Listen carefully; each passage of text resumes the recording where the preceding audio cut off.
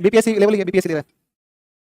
बिहार की परीक्षा में कोई लेवल नहीं है, ठीक है ना। कहाँ क्या पूछेगा कोई नहीं जानता है, कोई स्टैंडर्ड नहीं, मेंस नहीं उसमें, बस अरे एक पेपर देख के सीधा अधिकारी।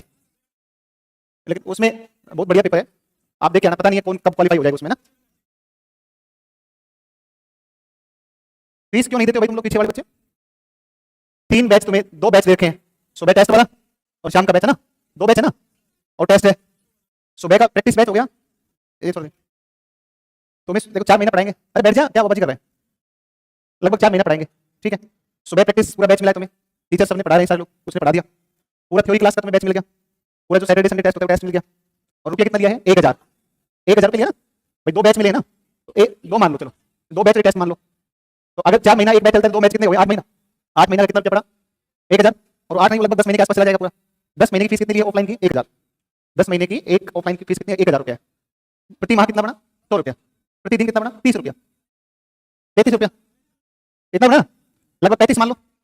अब आप एक सोचो कि तुम लोग मतलब उसमें भी 1000 रुपये फीस देनी है तो, अरे नहीं सॉरी 30 नहीं 3 रुपया, 30 नहीं, अरे हाँ 3 रुपया हुआ, मतलब एक दिन 3 साढ़े 3 रुपये आप चले रहे हैं एक दिन का।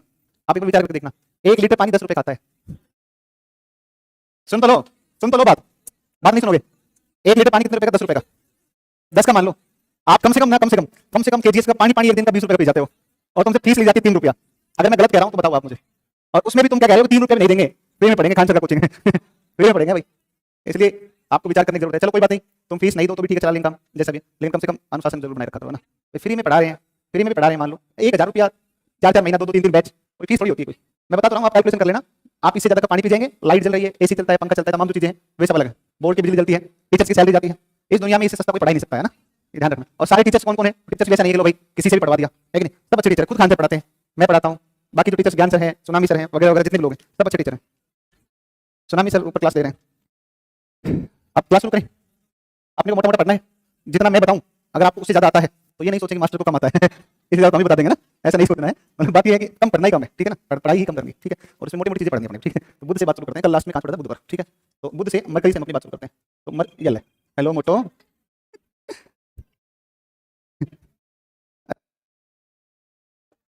तो देखो बुध है, बुध जो है मरकरी कहते हैं, सूर्य के चक्कर लगाता है कितने दिन में? 88 दिन, 88 दिन। इस पर एक अभियान भेजा गया मैरिनर 10। कौन सा है? Mariner 10, mariner 10। मैरिनर 10 का संबंध किससे है? बुध से। सबसे छोटा ग्रह कोई है तो वो कौन सा है? बुध है। सूर्य के सबसे निकट है तो कौन है? बुध। सूर्य के सबसे नजदीक कौन है? बुध। सबसे छोटा कौन है? बुध। और सबसे छोटी कक्षा किसकी है? बुध की। सबसे छोटी कक्षा किसकी है? बुध की। जितना बुध 88 दिन में चक्कर लगा रहा है, और धरती कितने लगाती है? 365, तो 832। जितनी बार पृथ्वी एक बार घूमेगी उतने में तो कौन बुध कितनी बार घूम जाएगा? 4। समझे नहीं समझे? तो इसका मतलब हो गया पृथ्वी के घूमते घूमते कभी बुध छिपता दिखेगा, कभी बुध उगता दिखेगा, ऐसा ही होगा भाई। पृथ्वी से तेज घूम रहा है ना, तो आप देखोगे एक बार ऐसा होगा जब बुध छिपता हुआ जा रहा है, जैसे चंद्रमा के साथ होता है, एक बार चंद्रमा कटता दिखता है, एक बार चंद्रमा उगता दिखता है ना, तो एक बार तो पूरे से आधा और समाप्त होता है, एक बार थोड़े से और पूरा हो जाता है। ऐसे बुध जब छिपता है तो उसको शुभ कार्य बंद कर दिए जाते हैं। बुध जब उन्हें दिखाई देता है तो शुभ कार्य सारे शुरू हो जाते हैं, ठीक है। तो बुध सबसे निकट है, 88 दिन में चक्कर लगाता है, और चूंकि बुध सबसे निकट है लेकिन फिर भी सबसे गर्म ग्रह कौन सा है? शुक्र है। फिर भी कौन है सबसे गर्म? शुक्र। और शुक्र का सबसे गर्म होने का कारण है, और उसका कारण है उसमें कार्बन डाइऑक्साइड की मात्रा। देखो जो शुक्र है ना, शुक्र के वायुमंडल में CO2 की जो मात्रा है, शुक्र को हम क्या बोलते हैं? विनस। क्या बोलते हैं? विनस, विनस बोलते हैं। और इस विनस या शुक्र में CO2 की मात्रा 90 से कितनी होती है? 95।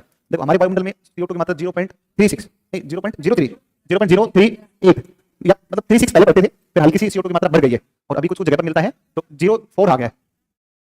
एक वो सैटेलाइट है ना, हाँ मतलब इसका चक्कर लगाता है चारों तरफ, ठीक है ना। नासा ने लॉन्च किया था मैरिनर 10, तो ये इसके ऊपर लॉन्च मतलब उतरा नहीं, चक्कर लगा रहा है इसके आसपास, ठीक है, ताकि वो उसका अन्वेषण कर सके।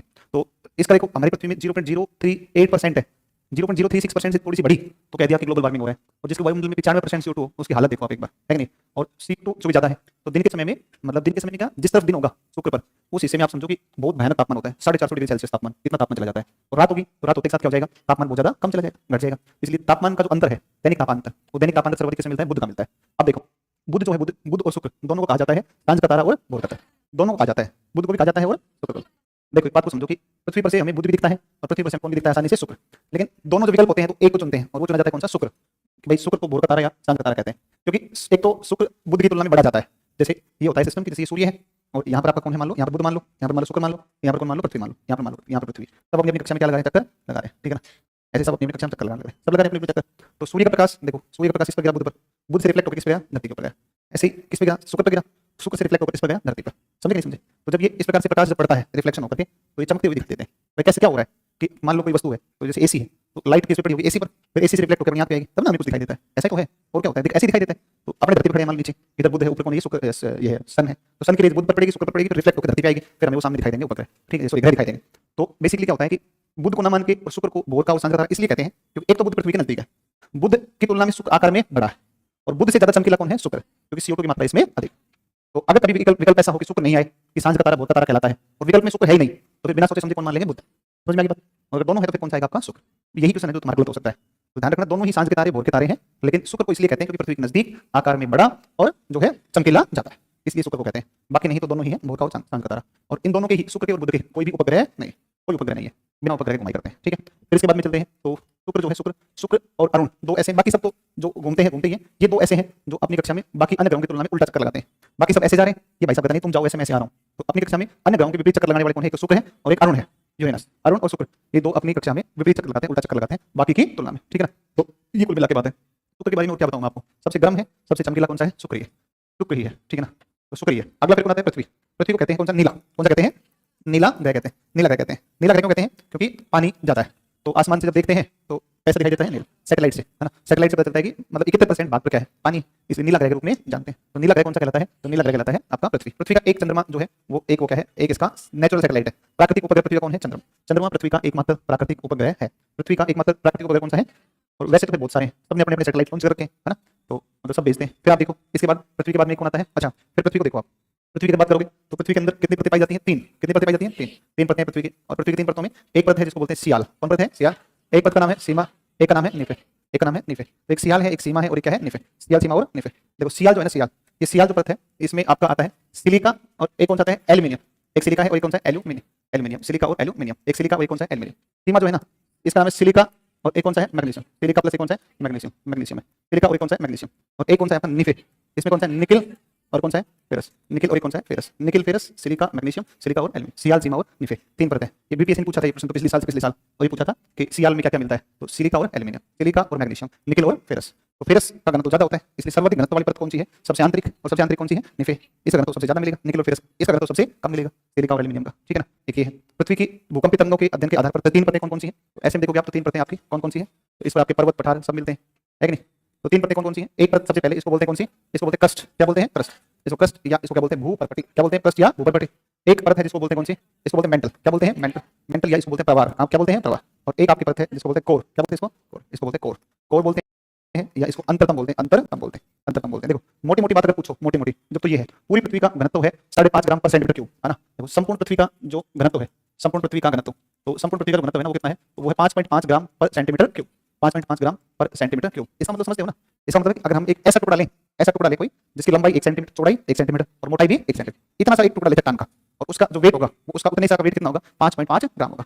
आई बात समझ में। तो 1 सेंटीमीटर क्यूब का टुकड़ा ले लिया जाए तो उसका वेट कितना हो, 5.5 ग्राम, 5.5 ग्राम। ये होता है घनत्व, डेंसिटी। तो सारी पृथ्वी का घनत्व कितना है, 5.5। सबसे बाहर की जो परत है, सबसे आउटर मोस्ट लेयर, इसका घनत्व होता है 2.7 ग्राम पर सेंटीमीटर क्यूब होता है, पर सेंटीमीटर क्यूब। सबसे आंतरिक जो हिस्सा है ना, इसका घनत्व होता है 13 ग्राम पर सेंटीमीटर क्यूब। 11 से 13 कह दो, इसको 2.7 से 2.9 कह दो, लेकिन सबसे कम 2.7 है और हाईएस्ट कितना है, 13 है। और पूरे का औसत, और वो पूरे का औसत कितना आता है, 5.5 ग्राम। ऐसे मत जोड़ना, 13 तो 15.7/3, 2 ऐसे मत करना, है ना। तो नहीं मतलब वैसे नहीं निकाला जाता है जोड़ चाड़ के। तो ये है, अब तीन परतें हैं, ये तीन, इन तीन परतों में सबसे पहली जो परत है इसको आपने अच्छा हो गया भूपर्पटी, इनको फिर वापस बांटते हैं, इनको वापस बांटते हैं। तो ये वाला परत है इसको बोलते हैं ऊपरी क्रस्ट। कौन सा क्रस्ट है, ऊपरी क्रस्ट। ऊपरी क्रस्ट के नीचे कौन सा है, निचला क्रस्ट, निचला क्रस्ट है। अच्छा मेंटल में भी दो पार्ट आ गए, एक ऊपरी मेंटल, ऊपरी मेंटल है, और एक कौन सा है, निचला मेंटल। एक कौन सा है, निचला मेंटल, निचला मेंटल, एक निचला मेंटल, ठीक है ना, निचला मेंटल। एक आउटर कोर, एक बाह्य कोर है, एक बाह्य कोर है, और एक कौन सा है, आंतरिक कोर। बाह्य कोर है, एक कौन सा है, आंतरिक कोर, आंतरिक कोर, आंतरिक कोर है। और ये जो आपका ऊपरी मेंटल है, इसी में आपका है क्या, इसी में है, इसी के अंदर है तुम्हारा मैग्मा चैम्बर। कौन है, दुर्बलता मंडल या मैग्मा चैम्बर। तो ध्यान रखना, मेंटल के अंदर मिलता है मैग्मा चैम्बर। मेंटल में क्या मिलता है, मैग्मा चैम्बर, मैग्मा चैम्बर। तो मैग्मा चैम्बर जो है ना, मैग्मा चैम्बर, इस मैग्मा चैम्बर की उपस्थिति कहां पर है, मेंटल में। मैग्मा चैम्बर की उपस्थिति कहां पर है, मेंटल, मेंटल के अंदर है। और मेंटल के भी कौन सा, ऊपरी मेंटल, मेंटल में भी ऊपरी मेंटल, ऊपरी मेंटल में क्या मिलता है, मैग्मा चैम्बर मिलता है, ठीक है ना। जिससे ज्वालामुखी जब फटता है तो मैग्मा कहां से आता है, तो मैग्मा आता है ऊपरी मेंटल से आता है, ऊपरी मेंटल से आता है, ठीक है। अब सुनो अगली बात, नेक्स्ट इसके बारे में। एक आपको मैंने ट्रिक बताई थी पहले भी, और उसमें मैंने बताया था ऐसा बताता में कमर, और एक आपको बताया गला। दो शब्द है कमर और गला। बस निवेदन है कि गला कवर मत कर देना, नहीं तो सत्यानाश हो जाएगा, है ना, सत्यानाश हो जाएगा नहीं तो, है ना। तो कमर पहले आएगी, गला बाद, और नहीं तो गलत करके आओगे और फिर मुझे गाली दोगे बस केवल, है ना, कि कहाँ गए ढूंढो, है ना। तो ये ध्यान रखना, पहले कमर और फिर गला, पहले कमर फिर गला, है ना। कमर बड़ी होती है ना, और गला छोटा रहता है, तो इसलिए पहले कमर आती है फिर गला आता है, ऐसे याद करना आप, ठीक है। तो इसमें आप देखो कैसे कैसे बनता है कौन रोड, कैसे कौन बनता है कौन, कैसे कौन बनता है कौन, कौन रोड असंबद्धता, कौन, हेलो मोटो अरे यार ये फोन ये पता नहीं बाबा को क्या हो गया, दिन में सुबह से शाम तक 5 कॉल आते हैं, पता नहीं क्या हो गया। हाँ बाबा राम राम।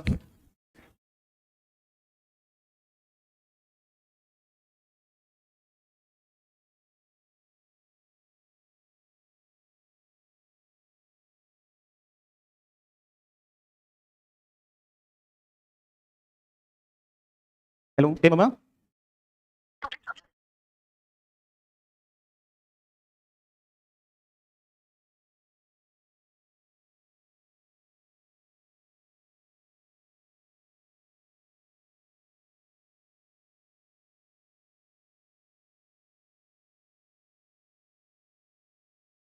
ओहो बाबा की समस्या अब समझ में आई है। अच्छा मतलब घर पे वो नहीं है ना, मालूम नहीं है घर पे, मतलब अनंत घर नहीं है, तो अब मतलब मैडम के साथ गया हुआ है, तो वो यहाँ पर है नहीं घर पे, 3-4 दिन हो गए, तो बाबा का मन नहीं लग रहा है पूरे दिन भर। हाँ तो उसका मन नहीं लग रहा, तो अभी नहीं, मुझे बताया नहीं, तो 3 दिन हो गए फोन करते हुए, डेली फोन आता है बार बार, सुबह शाम दोपहर, और बस एक ही बात पूछता, और तो ठीक सा, हाँ बाबा ठीक ठीक भाई दर्द देता है। अब बाबा बता रहे हैं कि उसका मन नहीं लग रहा है, तो चला नहीं जाता है मेरे बाबा से, तो पैरलाइज हो गए थे, तो कब आएगी ना, कब आएगी बाबा, कल आएगी। तो वो मन नहीं लग रहा है, वो लेके चले गए उसको, वो रुकता नहीं है ना घर पे बिना मम्मी के। अच्छी बात है, चलो ठीक। देखो मैं से बनता है कौन सा, मोह, मोह असंबद्धता, असंबद्धता है ना, मोह असंबद्धता, मोह असंबद्धता। तीसरा बनता है रेपेटी, रेपेटी असंबद्धता, रेपेटी असंबद्धता, रेपेटी असंबद्धता। कैसे बनता है गुटेनबर्ग, कैसे बनता है, कैसे बनता है गुटेनबर्ग असंबद्धता, असंबद्धता, गुटेनबर्ग असंबद्धता। और लास्ट से बनता है लेहमैन, कौन बनता है, लेहमैन, लेहमैन है, लेहमैन ठीक है ना, लेहमैन असंबद्धता बनता है, असंबद्धता ठीक है ना। तो देखो ये 5 नाम आप याद रखेंगे है ना, तो अब आज के बाद आपसे कभी भी गलती नहीं होगी, तो आपको पहले तो ये ध्यान रखना है, सबसे ऊपर ऊपरी क्रस्ट, उसके बाद में निचला क्रस्ट, ऊपरी क्रस्ट निचला क्रस्ट, ऊपरी मेंटल निचला mental, outer core inner core, है तो सबको याद है। तो ऊपरी क्रस्ट निचला क्रस्ट, आउट ऊपरी मेंटल निचला mental, outer core inner core, सबको क्लियर। कै मैं रे गै ला, कैसे कौन रोड, मैं से मोह, तो देखो सुनो, ऊपरी ऊपरी क्रस्ट निचला क्रस्ट, इसको कौन लगेगा, कौन रोड हो गया।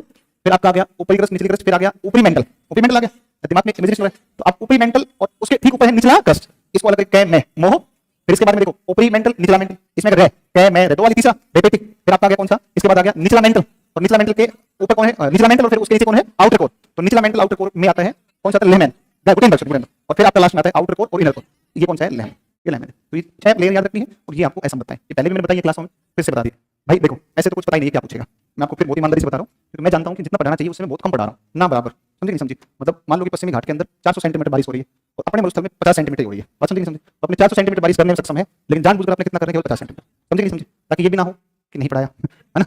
और मैं फिर कह रहा हूँ कोई गारंटी नहीं है प्रश्न आएंगे या नहीं आए, मैं बहुत ईमानदारी से अपनी बातों को रख देता हूँ, ठीक है ना। अब तुम्हें बुरा लगे तो तुम्हें अच्छा लगे, लेकिन क्योंकि मेरी जिम्मेदारी ये भी तो है ना कि आपका समय खराब ना हो, क्योंकि पहली क्लास में जो मीठे मीठे वादे होते हैं वो लास्ट बने रहे तो ज्यादा सही है। और पहली क्लास में मैंने बोला था 20 से 25 क्लासेस में हम इंडियन ज्योग्राफी कर लें, और मुझे लगता है 20, 22, 23 क्लास आपकी हुई होंगी, और उसमें इंडिया कर लिया, बिना छोड़े कर लिया, कंटेंट को कहीं स्किप नहीं किया, समझे नहीं समझे, विदाउट एनी स्किप कर लिया। मैंने कहा था 7-8 क्लास में वर्ल्ड ज्योग्राफी करेंगे, दूसरी क्लास पहली लगाओ, ये पहली क्लास है, 10 क्लास गिन के लिख लेना, 10 से ऊपर एक भी क्लास नहीं पढ़ाऊंगा, कंटेंट की कोई गारंटी नहीं है। मतलब मेरा कहने का मतलब ये है सिंपल सा, 2 क्वेश्चंस के लिए हम 50 घंटे खराब नहीं कर सकते, तो मेरी जिम्मेदारी है कि आप, मैं आपको 40 घंटे वर्ल्ड ज्योग्राफी लगाऊं, इससे बेटर है कि आप 40 में से 15 घंटे वर्ल्ड ज्योग्राफी पढ़ लो, और 25 घंटा जो बचे उसको बिहार स्पेशल पे, मॉडर्न हिस्ट्री पे, साइंस पे, या फिर जो आपका करंट अफेयर है उस पर आप उस समय यूटिलाइज करो जहां से क्वेश्चन ज्यादा बनते हैं, समझे नहीं समझे। ये होता है स्ट्रेटेजी के साथ में पढ़ाई करना, ठीक है ना, धूल में लत नहीं मारने, ठीक है ना, कि कुछ भी पढ़ाया जा रहा है, तो ये है सिस्टम। और मैं यूट्यूब सेशन से जो पढ़ाऊंगा उनमें आप कुछ बीच बीच में क्लास जरूर देखते रहना, ठीक है ना। देख लो कर दिन बड़ी बात, सूर्य के पास बुध है लेकिन शुक्र ग्रह क्यों है, अभी बताया था कि इसके वायुमंडल में 95% क्या है, कार्बन डाइऑक्साइड, समझे नहीं समझे। तो ये कार्बन डाइऑक्साइड क्या करता है, अपने अंदर अवशोषित करता है हीट को, ये गर्म कंबल की तरह काम करता है, हीट मतलब वार्म ब्लैंकेट की तरह काम करता है, कि ये आई प्रकाश आया और वो कहां पर गया, धरती ने अवशोषित किया, धरती मतलब सरफेस ने, तो बुध की सरफेस है, शुक्र की सरफेस, तो शुक्र की सरफेस भी पृथ्वी की तरह ठोस है, और वो सरफेस उसको अवशोषित करेगी, सूर्य से आती है लघु सौर विकिरण, ठीक है ना, और फिर धरातल उसको रिलीज करता है दीर्घ पार्थिव विकिरण के रूप में, और वो दीर्घ पार्थिव विकिरण क्या कर देती है, वायुमंडल को गर्म, तो दीर्घ पार्थिव विकिरण जो होती है उनको अवशोषित कर लेती है कौन, CO2। सूरज की प्रकाश है धरती ने सोख लिया, पृथ्वी को गर्म हो गई, फिर पृथ्वी गर्म हुई तो उसने फिर हीट को वापस छोड़ना शुरू करेगी, अवशोषित होकर छोड़ेगी, तो जब धरती ने उसको छोड़ा वापस, तो जो लघु दीर्घ पार्थिव विकिरण हुई, उस दीर्घ पार्थिव विकिरणों को किसने अवशोषित कर लिया, CO2 ने अपने अंदर, CO2 ने अपने अंदर अवशोषित किया, तो पूरी वायु क्या होगी, गर्म हो गई, और पूरी वायु गर्म हो गई तो उसी कहते तापमान का बढ़ना। तो इसलिए कहते हैं CO2 अगर बढ़ेगी तो वो ज्यादा, भाई CO2 की मात्रा अगर ज्यादा हो जाएगी तो उसके अंदर तापमान धारण की क्षमता भी वायु में बढ़ जाएगी, यही तो होता है ग्लोबल वार्मिंग। तो जिसके वायुमंडल में 95% CO2 है तो वो शुक्र के वायुमंडल को बहुत तेज गर्म कर देता है, ठीक है ना, रखो अभी, ठीक है। अगला ग्रह पृथ्वी, मैंने बता दिया पृथ्वी का मोटा मोटा सा ये इंपोर्टेंट प्रश्न है सारे जो पृथ्वी के मैंने आपको बताए। मैग्मा यहाँ पर मिलता है, किसका परसेंटेज, बैठ जाओ भाई, इसके अंदर मैंने आपको बता दिया ये जो है ना ये लिक्विड फॉर्म में मिलता है, किसमें मिलता है, लिक्विड है सॉरी, प्लाज्मा, किसमें मिलता है, प्लाज्मा, प्लाज्मा, प्लाज्मा अवस्था में मिलता है, प्लाज्मा की अवस्था में मिलता है प्लाज्मा, ठीक है ना, प्लाज्मा अवस्था में मिलता है। और ये जो आउटर कोर है बाहरी कोर, ये आपका द्रव अवस्था में, किस अवस्था में है, द्रव अवस्था में, द्रव अवस्था में मिलेगा, द्रव अवस्था मिलेगा, ठीक है, ये है। इसके बाद देखो आप नेक्स्ट, अगला ये है बुध के बाद में कौन सा, मंगल, कौन सा है, मंगल, मंगल मार्स, ठीक है ना, मार्स, मंगल के बारे में देखो आप क्या क्या चीजें, मंगल चक्कर देखो, बुध चक्कर लगा रहा है 88 दिन, शुक्र लगा रहा है 225 दिन, पृथ्वी चक्कर लगाता है कितने दिनों में 365, और इसके बाद आता है कौन, मंगल। मंगल लगाता है 687, कितने दिन में 687 दिन में चक्कर लगाता है, 687 दिन में चक्कर लगाएगा, ठीक है ना, 687 दिन में, और 687 दिन में चक्कर लगाएगा, और 687 दिन में जो चक्कर लगाएगा ना, इसको इसके सतह पर आयरन ऑक्साइड की मात्रा क्या मिलती है, ज्यादा, और आयरन ऑक्साइड चूंकि ज्यादा मिलता है इसलिए इसका रंग कैसा होता है, लाल, लाल रंग होता है, लाल रंग होता है। इसके दो वो हैं उपग्रह है, एक का नाम है फोबोस और एक का नाम है डेमोस। फोबोस और कौन सा है, डेमोस। फोबोस और कौन है, डेमोस। देखो मंगल के ऊपर मिलता है, एक मिलता है आपका पर्वत, इस पर्वत का नाम क्या है, निक्स ओलंपिया। कौन सा है, निक्स ओलंपिया, निक्स ओलंपिया, निक्स ओलंपिया। ये हिमालय से लगभग 3 गुना ऊंचा है, हिमालय से भी 3 गुना ज्यादा ऊंचा है निक्स ओलंपिया, ये बहुत ऊंचा है, हिमालय से 3 गुना है। वास्तव में यहाँ पर्वतों का निर्माण कोई प्लेट टेक्टोनिक से नहीं होता है, ऐसा नहीं है कि 2 प्लेट आएंगी फिर टकराएंगी फिर पर्वत बनेगा, ऐसा नहीं होता है। इसमें ब्लास्ट होता है, उसका टक्कर होती है, इम्पैक्ट आता है, और वो आता है किसका, क्षुद्र ग्रहों का, उल्का पिंडों का। मैंने आपको पहले भी बताया था, फिर से बता रहा हूँ एक बार। आपसे वही हो ना, तो पॉकेट जीके के, कौन पॉकेट जीके का नहीं है, नहीं थे, हाँ कितने लोग पॉकेट जीके में, तो है बहुत, पॉकेट जीके में बहुत पढ़ाया था यार, है ना। देखो आपको मैं मोटा मोटा सा बता देता हूँ, सुन लो एक बार। देखो ये क्या है, सूर्य, ये क्या है, बुध, ये बुध है, ये क्या है, शुक्र, शुक्र है, ये क्या है आपका, बुध शुक्र पृथ्वी, और ये यहाँ पर कौन है भाई साहब, मंगल, मंगल है। इसके बाद कौन आता है, बृहस्पति। लेकिन पता है तुम्हें, यहाँ पर एक बेल्ट मिलती है, इसको एस्टेरॉइड बेल्ट बोलते हैं, क्या बोलते हैं, एस्टेरॉइड बेल्ट, क्या बोलते हैं, एस्टेरॉइड बेल्ट, या क्षुद्र ग्रह पेटी, क्या बोलते हैं, क्षुद्र ग्रह पेटी, क्या बोलते हैं, क्षुद्र ग्रह पेटी। ऐसा कहते हैं वैज्ञानिक, यहाँ पर ना, यहाँ पर 2 ग्रह थे, टकरा गए आपस में, टकरा करके बिखर गए, कई टुकड़े हो गए उसके, है ना, चूर चूर हो गया। 40,000 टुकड़े हैं, कितने टुकड़े हैं, वैज्ञानिक सैटेलाइट के माध्यम से अध्ययन करके पाते हैं, कितने टुकड़े हैं, 40,000 लगभग, ठीक है। ये अपनी कक्षा में अपनी जगह घूम रहे हैं बेचारे, बाकी सब घूम रहे हैं, ये भी घूम रहे हैं, टक्कर लगा रहे हैं, कोई दिक्कत नहीं है, किसी को कुछ नहीं कहते हैं, लेकिन मंगल इनसे बहुत प्यार करता है। वह क्या है, तुम्हें तो अजीब हो यार तुम। मंगल भाई साहब, मंगल को बहुत अच्छे लगते हैं, मंगल का कई बार मन नहीं लगता है, जब मंगल का मन नहीं लगता है तो मंगल कहता आजा, मंगल इसको फोन करता है, भाई फटाफट जल्दी आजा, एक क्वार्टर नमकीन लेना साथ में ना, तो भाई साहब ये यहाँ से अपनी कक्षा से चल पड़ता है, ठीक है ना।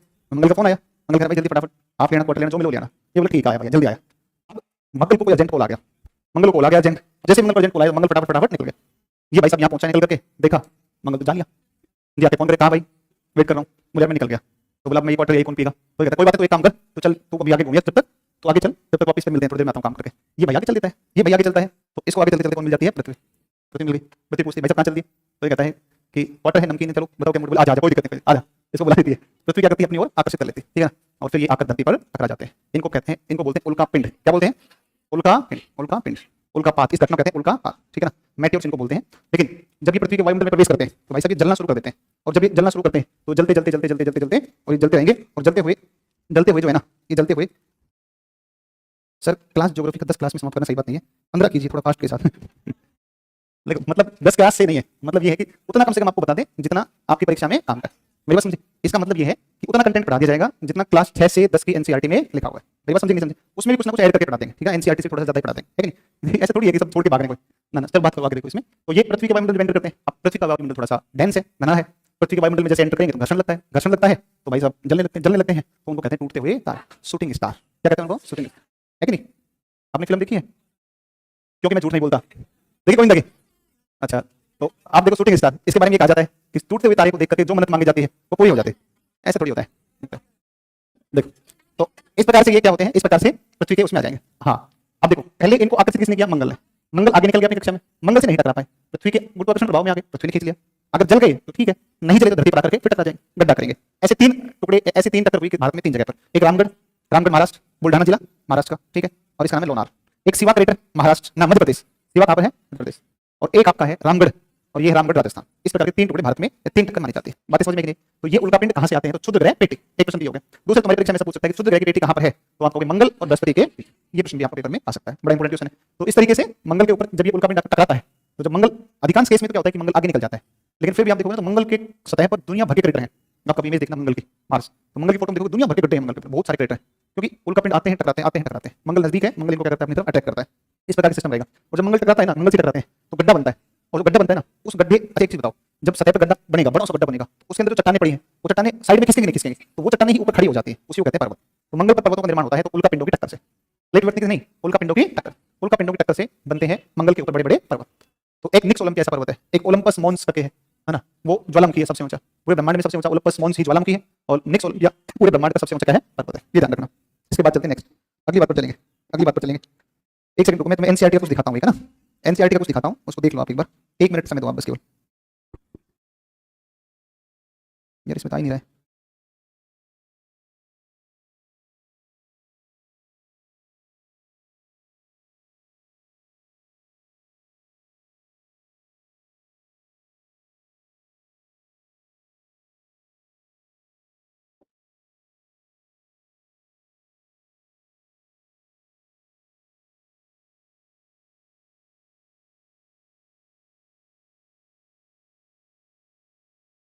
मेरे को डाउनलोड हो जाता है, दिखाता हूँ। तो ये हो गया तुम्हारा मंगल।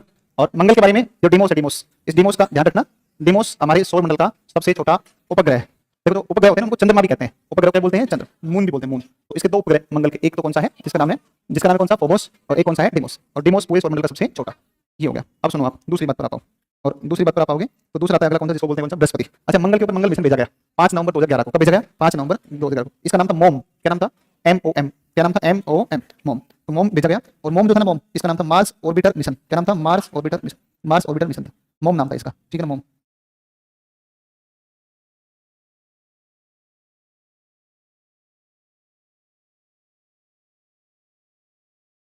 बृहस्पति देखो, बृहस्पति, बृहस्पति आकार में सबसे बड़ा है ना, बृहस्पति आकार में सबसे बड़ा है। और बृहस्पति जो है, उस बृहस्पति में, बृहस्पति जो है वो वास्तव में कैसा है? गैसीय है ना। और दूसरे सर्वाधिक अगर कोई किसी के पास में है, तो दूसरे सर्वाधिक उपग्रह किसके पास में है? बृहस्पति। बृहस्पति को लघु सौर तंत्र कहा जाता है। क्या कहते हैं? लघु सौर तंत्र। इसकी अपनी रेडियो एनर्जी है, रेडियो ऊर्जा है। और 2013 था क्या? नहीं, सबसे ज्यादा उपग्रह 5 नवंबर 2013 को आएगा ना। और सबसे ज्यादा किसके हैं? तो वो शनि के सबसे अधिक है ना। सबसे अधिक किसके हैं? शनि के, ठीक है। यार बहुत इंपॉर्टेंट चीज थी यार, तुम्हें बतानी थी भाई। नहीं नहीं, सुनो, बतानी है।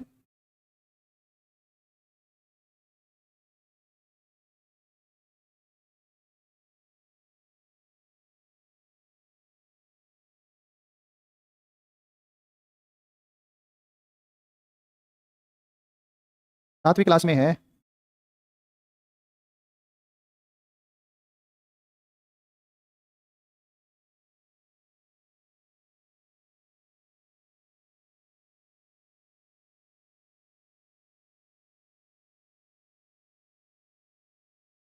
मिल गया ना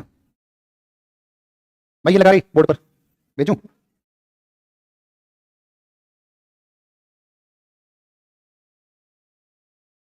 किसको भेजूं? आपको भेजूं? लगा।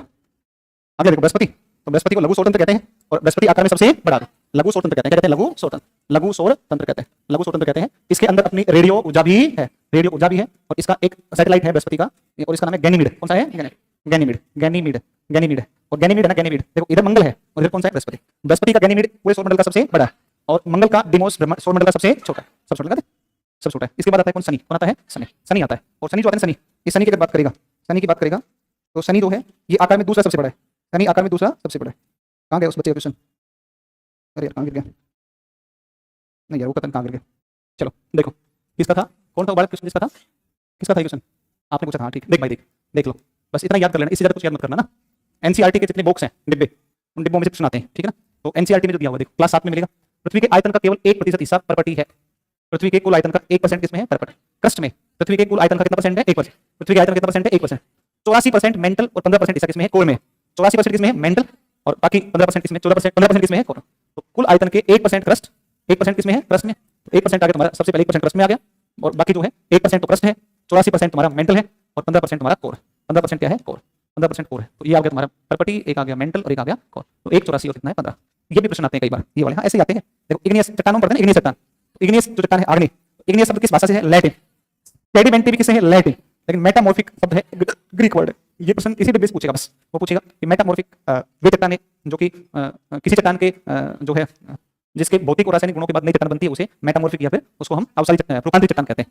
तो यह शब्द लिया गया है किस भाषा से? अरबी भाषा से, ग्रीक भाषा से, लैटिन भाषा से, ऐसे, है ना। तो ये 4 भाषाओं के नाम लिख देगा, है ना, सीधा सीधा। तो दो शब्द, इग्नियस और सेडिमेंट्री। इग्नियस और सेडिमेंट्री, ये दो शब्द तो आपके आए हैं किसे? लैटिन। इग्नियस सेडिमेंट्री किसे है? लैटिन। और एक मेटामॉर्फिक किसे आया है? किसे है? ग्रीक। ग्रीक भाषा का शब्द कौन सा? मेटामॉर्फिक। ये एनसीईआरटी क्लास 7 में लिखा हुआ है। और पृथ्वी का जो केंद्र है, तो ये वाली दूरी है, ये वाली दूरी, ये 6300 और 71 है। कितना है? 6300। नई किताबों में 6370 कर दिया है। 63 71 पृथ्वी की क्या है? केंद्र। त्रिज्या है। त्रिज्या ना पूछ करके और व्यास पूछ लेगा, है ना। तो व्यास क्या होता है? 2 गुना। व्यास क्या होता है? 2 गुना होता है ना। तो व्यास 2 गुना होता है ना। तो कितना आ जाएगा? 12700। देख लेना, अरे गुना कर लेना, 2 बार इसको डबल कर लेना, ठीक है। तो चलो, शनि जो है, शनि, शनि पर आप आओ। शनि पर बात करें, शनि पर। तो बृहस्पति के बारे में आपने क्या कहा? बृहस्पति आकार में सबसे बड़ा है, सबसे पहली बात। बृहस्पति के उपग्रहों में एक उपग्रह कौन सा है जिसका नाम कौन सा? गैनीमीड। कौन सा है? गैनीमीड पूरे सौरमंडल का सबसे बड़ा उपग्रह है। सबसे छोटा कौन सा है? डिमोस। सबसे छोटा डिमोस। डिमोस किसका है? मंगल। डिमोस किसका है? मंगल। इसके अलावा बृहस्पति को क्या कहते हैं? लघु सौर तंत्र। लघु सौर तंत्र। सबसे ज्यादा सैटेलाइट किसके हैं? शनि के। सबसे किसके हैं? शनि। और दूसरे सर्वाधिक किसके हैं? बृहस्पति।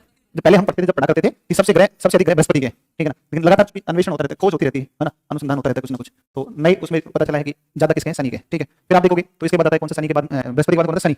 शनि सबसे कम घनत्व, सैटर्न, है ना, सैटर्न। शनि सबसे कम घनत्व, न्यूनतम घनत्व वाला है, ठीक है ना। न्यूनतम घनत्व, सबसे कम घनत्व किसका है? तो सबसे कम घनत्व किसका है? शनि का। सबसे कम घनत्व है। और इतना घनत्व है इसका कम, ये पानी पे भी तैर सकता है। हालांकि ऐसा संभव नहीं है, शनि को कहाँ लाके उतारोगे बताओ, कहाँ उतारोगे बताओ, आकार में बहुत बड़ा है धरती, उतरेगा ही नहीं, है ना।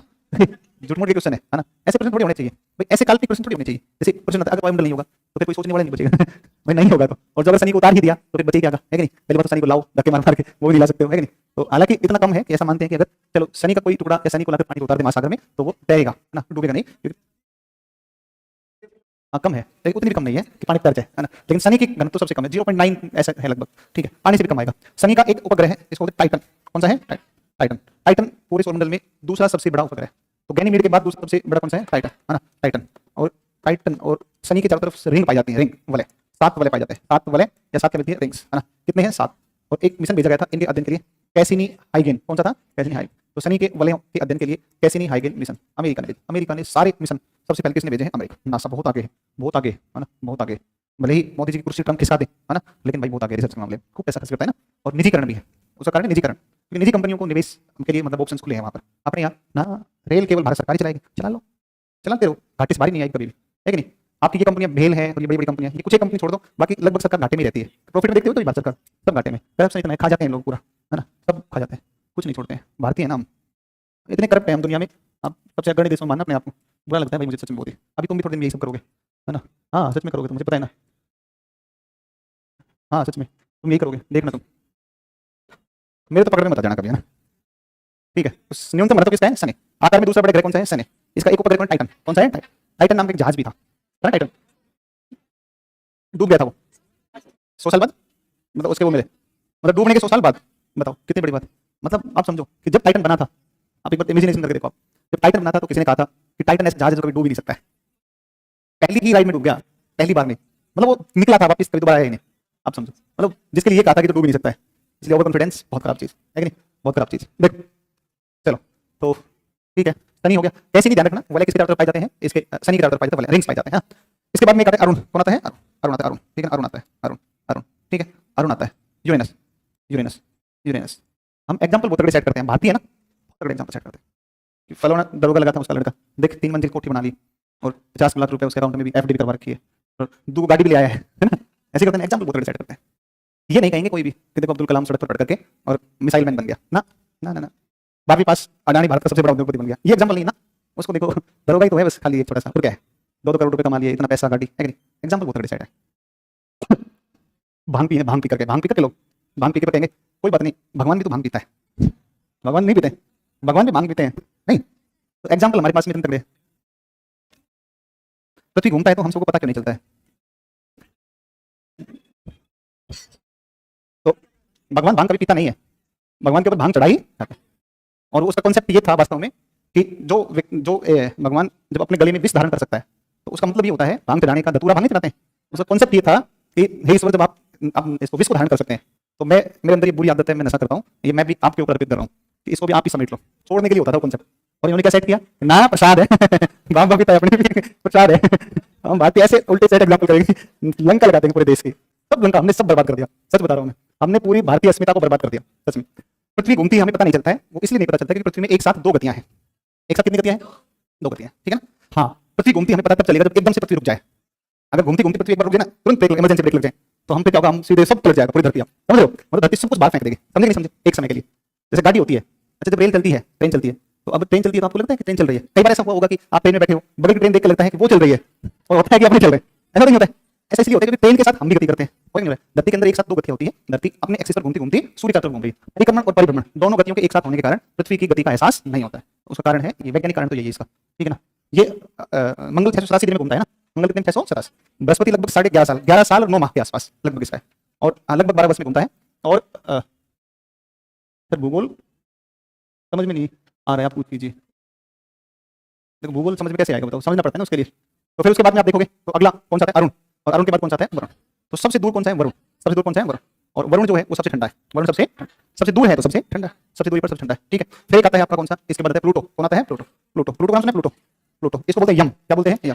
और इसको बोलते हैं कुबेर, क्या बोलते हैं, कुबेर। प्लूटो, यम या फिर कुबेर। देखो इसको धन का देवता कहा जाता है, और धन का देवता बेचारा चुपचाप अपनी जगह पे घूमता था, 2006 में मिले, है ना। तो अंतरराष्ट्रीय खगोलीय संघ, इंटरनेशनल एस्ट्रोनॉमिकल यूनियन, इसकी इकाई हुई प्राग के अंदर। किसमें हुई, प्राग। इसकी मीटिंग हुई, मीटिंग के अंदर भाई सारे विद्वान बैठे, है ना, तो विद्वान तो बहुत है पृथ्वी के ऊपर, है कि नहीं। और सारे विद्वान भाई साहब बैठ करके बोलो कि ग्रह किसको कहना चाहिए, तो सबने कहा कि भाई इसको ग्रह कह दो, इसको कह दो, जो ऐसे घूमता है, जो वैसे घूमता है। तो सबने संयुक्त रूप से प्लेनेट की एक परिभाषा दी और प्लेनेट के लिए कहा कि देखो ग्रह वो होना चाहिए जो आकार में बड़ा हो। अब देखो पृथ्वी की चारों तरफ सूर्य की चारों तरफ तो शुद्ध ग्रह भी चक्कर लगाते हैं, वो भी अपनी कक्षा में घूमते हैं, लेकिन आप उनको शुद्ध ग्रहों को क्यों नहीं ग्रह कह रहे हो? उनको क्यों आपने शुद्ध ग्रह का बोने ग्रह क्यों कहा? क्योंकि वे आकार में बहुत छोटे हैं, ठीक है, आकार में बहुत छोटे हैं। तो भाई जो आकार में छोटा नहीं, आकार में क्या हो, बड़ा हो और गोल हो। कैसा हो? गोल, ठीक है ना। और एक खास बात होनी चाहिए कि वो अपनी कक्षा में चक्कर लगाएं, वो अपनी कक्षा में चक्कर लगाएं। जैसे आपने कहें कि एक सामाजिक व्यक्ति कौन है? जो अपने घर में अपने हिसाब किताब से रहे, दूसरों घर में ताक झांक है कि नहीं? तो ये तो नशेड़ी है, ये नशे में रहता है भाई पूरे दिन भर।